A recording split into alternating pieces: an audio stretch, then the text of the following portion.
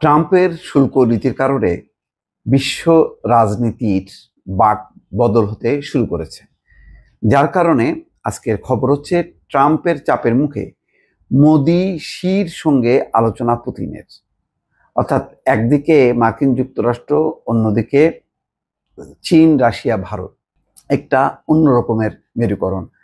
আগে যেখানে ভারতের অবস্থান ছিল আমেরিকা এবং রাশিয়া, চীনের সঙ্গে অবশ্যই না। চীনের সঙ্গে যেই দীর্ঘ তাদের যুদ্ধ, সীমান্ত যুদ্ধ এবং সাম্প্রতিক যুদ্ধে যেভাবে পাকিস্তানকে তারা ব্যাকআপ দিয়েছে, তাতে চীনের সঙ্গে বৈঠক হবার কথা না। কিন্তু আজকে মোদি দৌড়ে যাচ্ছেন চীনে, এবং রাশিয়া বলছে যে ভারতের পাশে তারা আছে। আর চীন এই সুযোগটা নিচ্ছে যে আমেরিকা যেহেতু 30% শুল্ক আরোপ করেছে, চীনের ব্যবসাকে ক্ষতিগ্রস্ত করছে, এবং রাশিয়াও আবার দেখছে যে তারা যে তেল বিক্রি করছে এবং নিষেধাজ্ঞা উপেক্ষা করে ভারত যে তেল কিনছে এবং সেই তেলের অর্থ দিয়ে সে তার সামরিক ব্যয় মেটাচ্ছে, সেখানে বাগড়া দিচ্ছে ডোনাল্ড ট্রাম্প। সুতরাং এখন রাশিয়াও খুব সোচ্চার ট্রাম্পের বিরুদ্ধে। কিন্তু বাইডেন পরবর্তী রাজনীতিতে সবাই দেখেছে যে বাইডেনের পতন এবং রাজনীতির মঞ্চে ডোনাল্ড ট্রাম্পের উত্থানকে রাশিয়া কিন্তু স্বাগত জানিয়েছে, এবং মনেই করা হচ্ছিল যে এটা বোধহয় আরেকটা মেরুকরণ, যে ট্রাম্প এবং পুতিন, অর্থাৎ আমেরিকা এবং রাশিয়া, তারা মনে কাছাকাছি চলে গেল। কিন্তু যেই না ডোনাল্ড ট্রাম্প তার শুল্ক নীতি নিয়ে সে ঝড় তুলল এবং বলল যে না, আমেরিকার যে পরিমাণ শুল্ক আরোপ করা উচিত, অনেক কম শুল্ক দিচ্ছে আমেরিকার সঙ্গে যারা বাণিজ্য করছে, ফলে আমেরিকা ক্ষতিগ্রস্ত হচ্ছে।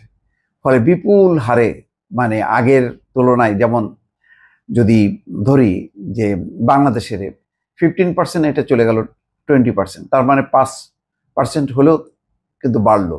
সব দেশ এইভাবে হিসাব করলে সমস্ত জায়গায় শুল্ক আরোপ করে একেবারে রীতিমতো শুল্ক যুদ্ধ করলো। বিভিন্ন দেশ মেনে নিতে বাধ্য হলো।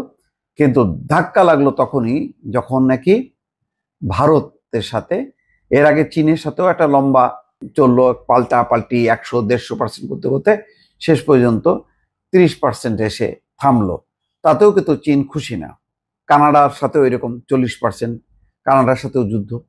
সবচেয়ে বড় যুদ্ধ শেষ পর্যন্ত সীমাবদ্ধ হলো ভারতের সঙ্গে, যখন বলল যে না, রাশিয়া থেকে তেল কেনা যাবে না, তাহলে রাশিয়ার সঙ্গে তেল কিনলে ওই যুদ্ধ বন্ধ হবে না। এবং ইউরোপ পারেনি, আমেরিকাও পারেনি ইতিপূর্বে, এবং মোদি এই যুদ্ধের সুযোগে এবং নিষেধাজ্ঞা উপেক্ষা করে একতরফা একটা সুযোগ নিচ্ছে। এখন সে 25% দিল, এবং জরিমানা হিসেবে আরো 25%, 50%। তাতে বিনিয়োগ বাণিজ্য বলবো না, রপ্তানি বাণিজ্যে ধস নামলো। ওয়ালমার্ট সহ বিশ্বখ্যাত সমস্ত পোশাক শিল্প, হিমায়িত খাদ্য, কৃষিপণ্য, সকল কোম্পানিগুলো যারা আমদানি করতো ভারত থেকে, তারা এখন শিফট করছে।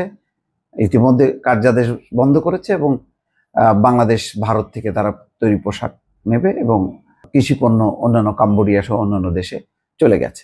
তো ফলে এত কিছুর পরেও নরেন্দ্র মোদী কিন্তু বলেছে যে ভারত তার সিদ্ধান্ত থেকে এক পাও পিছপা হবে না। কারণ যদি সে কম দামে যদি তেল কিনতে না পারে, তাহলে ভারতের কৃষকরা ক্ষতিগ্রস্ত হবে। এইসব ইস্যু নিয়ে রীতিমতো গত কয়েকদিন থেকে সরগরম, এবং এখন যেটা হচ্ছে যে আস্তে আস্তে তিনটা দেশ, চীন, রাশিয়া এবং ভারত এক হচ্ছে। রুশ প্রেসিডেন্ট ভ্লাদিমির পুতিন শুক্রবার চীন এবং ভারতের নেতাদের সঙ্গে আলোচনা করেছেন। পুতিন এখন চীন এবং ভারতের নেতাদের সঙ্গে আলোচনা করেছেন। ট্রাম্পের সঙ্গে সম্ভাব্য এক শীর্ষ বৈঠকের আগে গুরুত্বপূর্ণ মিত্রদের সমর্থন চান তিনি। অর্থাৎ পুতিন ট্রাম্পের সঙ্গে যে বৈঠক করতে যাচ্ছেন, তার আগে তাদের সমর্থন চান। এই ফোনালাপগুলো হয় যুক্তরাষ্ট্রের প্রেসিডেন্ট ট্রাম্পের নির্ধারিত সময়সীমা শেষের কয়েক ঘন্টা আগে, যার মধ্যে মস্কোকে ইউক্রেনে আক্রমণ থামাতে বলা হয়েছিল, না হলে রাশিয়ার প্রধান বাণিজ্যিক অংশীদারদের লক্ষ্য করে নতুন অর্থনৈতিক নিষেধাজ্ঞা আরোপ করা হবে।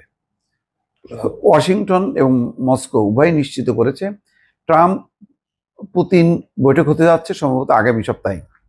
ক্ষমতায় আসার পর কয়েক মাস ধরে ট্রাম্প ইউক্রেনের শান্তি আনার চেষ্টা করে যাচ্ছেন, যদিও তিনি দাবি করেছিলেন 24 ঘন্টার মধ্যে যুদ্ধ বন্ধ করতে পারেন তিনি, কিন্তু তার প্রচেষ্টা এখনো কোনো সাফল্য হয়নি। অন্যান্য ক্ষেত্রে তিনি সফল হয়েছেন, কিন্তু এই ক্ষেত্রে হননি। এমনকি তিনি চাচ্ছেন চীন ও ভারতের মতো দেশগুলো যেন মস্কোর কাছ থেকে তেল এবং গ্যাস কেনা কমিয়ে দেয়, যা রাশিয়ার সেনাবাহিনীর অর্থায়নের প্রধান উৎস বলে কিয়েভ এবং পশ্চিমা দেশগুলো মনে করে। এই সপ্তাহের শুরুতে ট্রাম্প ভারতের উপর শুল্ক বাড়িয়েছে। যাই হোক, পরিস্থিতি এখন এমন যে ট্রাম্পের এই শুল্ক নীতির কারণে এখন বিশ্ব রাজনীতি, বিশ্ব কূটনীতি নতুন দিকে মোড় নিয়েছে, যেখানে এক মঞ্চে চলে এসছে রাশিয়া, ভারত এবং চীন। দর্শক ভালো থাকবেন, আল্লাহ হাফেজ।